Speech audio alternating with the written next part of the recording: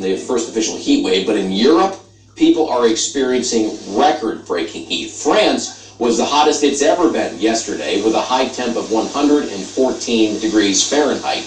People were getting in fountains, the water fountains here in Paris, to try and cool off. The French National Weather Service activated its highest level heat danger alert for the first time ever. Agencies were also providing bottled water to the homeless here. And the intense heat in that part of Europe has also helped fuel a wildfire in neighboring Spain. At least 14,000 acres have been scorched. Officials say this started when a pile of chicken dung spontaneously combusted. Hundreds of firefighters have been working to get it under control ever since. Temperatures are expected to get above 104 in the next few days in this part of Spain.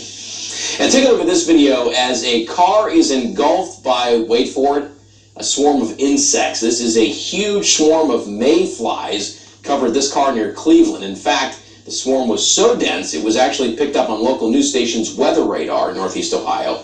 It may look bad, but mayflies are harmless and they only last for a few days. Oh, that makes me feel like home in summer as a kid from Cleveland. That kind of thing just happens on the lakefront on Lake Erie. So totally normal for us in Northeast Ohio, but super weird and a little gross to see that. Yeah. Here in the Miami Valley, we're just dealing with the heat. It's hot. That's right. It is very hot.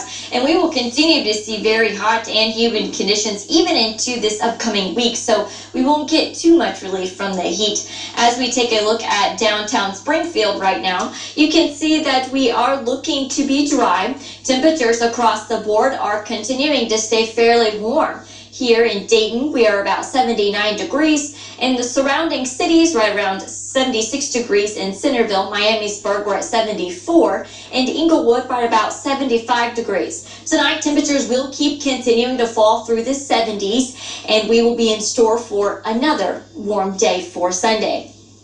Live Doppler 7, we're scanning the skies for you every 60 seconds. We did have a thunderstorm that impacted Clark County. It is well off to the east by now. And we are dealing with just a little bit of light shower activity that's beginning to pop up. I forecasted this earlier into the 6 p.m. news, and you can see that we are starting to see a little bit of those pop-up showers in the area. We will continue to see this throughout the early overnight hours.